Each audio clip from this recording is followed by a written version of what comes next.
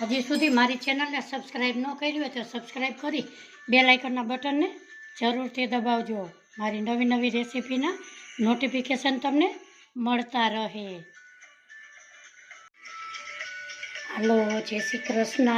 મારા કિચનમાં આપણું હાર્દિક સ્વાગત છે. આજે આપણે બનાવીશું સૌને ભાવે એવું ચટપટી પાણીપુરી. એમાં સૌ પ્રથમ આપણે ફોદીનો ધોઈ અને સરસ બીટીને લીધો છે. ધાણા ભાજી લીધી, લીલા ગ્રીન એવા મરચાં લીધા છે તીખા, આદુના કટકા 2 લીધા છે, 1 લીંબુ લીધું છે અને પાલકના પાંદડા લીધા છે. એને આપણે મિક્સર જારમાં એનું ચટપટું પાણી બનાવીશું. સૌ પ્રથમ આપણે પાલક નાખીશું, ધાણા ભાજી ઉમેરીશું, 2 મરચાં, આદુના કટકા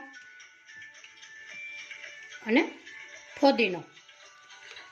એમાં આપણે ઉમેરીશું એકદમ ઠંડુ પાણી જ ઉમેરવાનું છે, એટલે આપણું પાણી એકદમ સરસ ગ્રીન થાય. એને આપણે પીસી લેશું. હવે એમાં નીચોશું આપણે લીંબુ.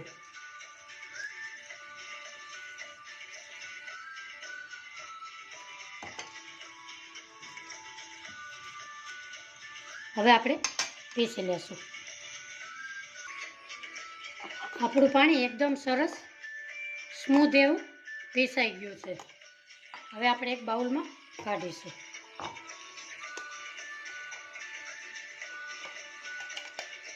વાહ, આપણો પાણીનો મસ્ત કલર આવ્યો છે.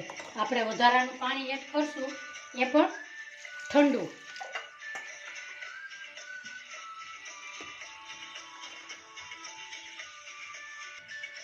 આપણે અહીંયા પાણી આપણે ગાળવું નથી, એકદમ સરસ છે. એમાં આપણે ઉમેરીશું સ્વાદ પ્રમાણે મીઠું,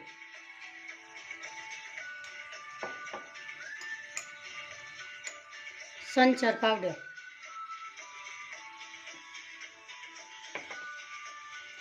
જલજીરા,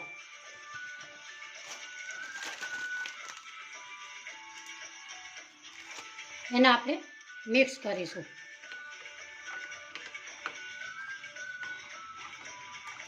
આપણું ગ્રીન પાણી તૈયાર છે.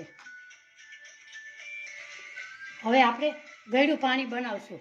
ગેસ ઉપર એક પેન મૂકેલી છે, એમાં આપણે 1/2 લીટર જેટલું પાણી ઉમેરીશું. એમાં નાખીશું આંબલી. એને આપણે ગરમ થવા દેશું. 2 મિનિટ પછી આપણે એને ગોળ ઉમેરીશું. આપણી આંબલી એકદમ મેલ્ટ થઈ ગઈ છે. હવે ઉમેરીશું આપણે ગોળ. આંબલી આપણે લીધી હતી એના પ્રમાણમાં 2 ભાગનો ગોળ આપણે લીધેલો છે. એને આપણે મેલ્ટ થવા દેશું. આપણો ગોળ એ પણ મેલ્ટ થઈ ગયો છે. હવે આને આપણે ગાળીશું. હવે આપણે એક બાઉલમાં ગાળીશું.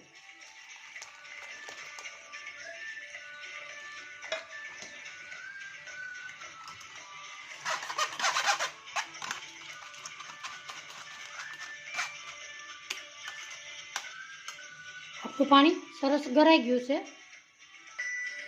હવે આપણે એમાં ઉમેરીશું સ્વાદ પ્રમાણે મીઠું, લાલ મરચું પાવડર, ધાણા જીરું પાવડર. આપણું ગળ્યું પાણી પણ તૈયાર છે.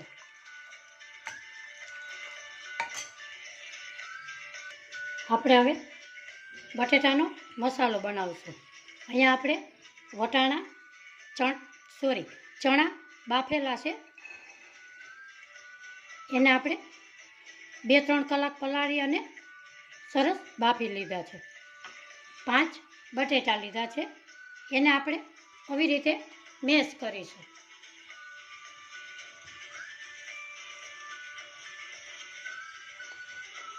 આજની મારી રેસીપી જોતા હોય તો લાઈક કરજો, શેર કરજો, સબસ્ક્રાઈબ કરજો. બેલ આઇકનના બટનને જરૂરથી દબાવજો. મારી નવી નવી રેસીપીના નોટિફિકેશન તમને મળતા રહે. હવે આપણે આને મિક્સ કરીશું.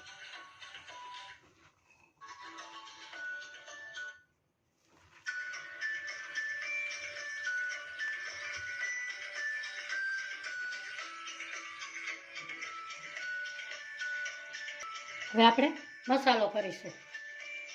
ધાણા ભાજી, લીલી ડુંગળી,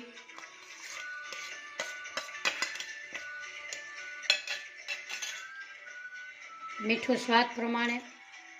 આપણે ચણામાં બાફવામાં નાખ્યું હતું એટલે એ પ્રમાણે ઉમેરવાનું છે.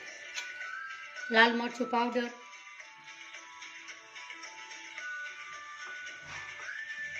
હંચર, શેકેલું જીરું ને ચાટ મસાલો. એને આપણે હવે મિક્સ કરીશું. મસાલામાં બધો ચટપટો સ્વાદ હોય તો પાણીપુરી સ્વાદમાં મસ્ત લાગે છે. આપણો મસાલો એકદમ સરસ મિક્સ થઈ ગયો છે. આપણી ચટપટી પાણીપુરી સરસ તૈયાર છે. એમાં નાખીશું આપણે ધાણા ભાજી,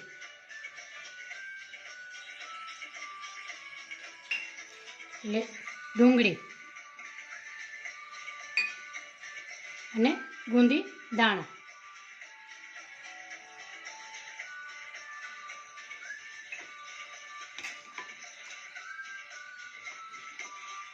આપણે હવે સર્વ કરીશું.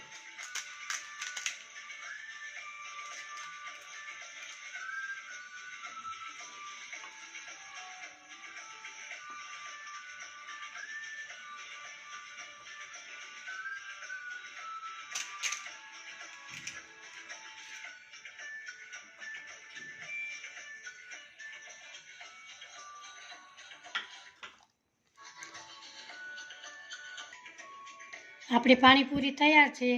આજની મારી રેસીપી તમને કેવી લાગી કોમેન્ટ બોક્સમાં જરૂરથી જણાવજો. ફરી મળીશું એક નવી રેસીપી સાથે. આવજો. જય શ્રી કૃષ્ણ.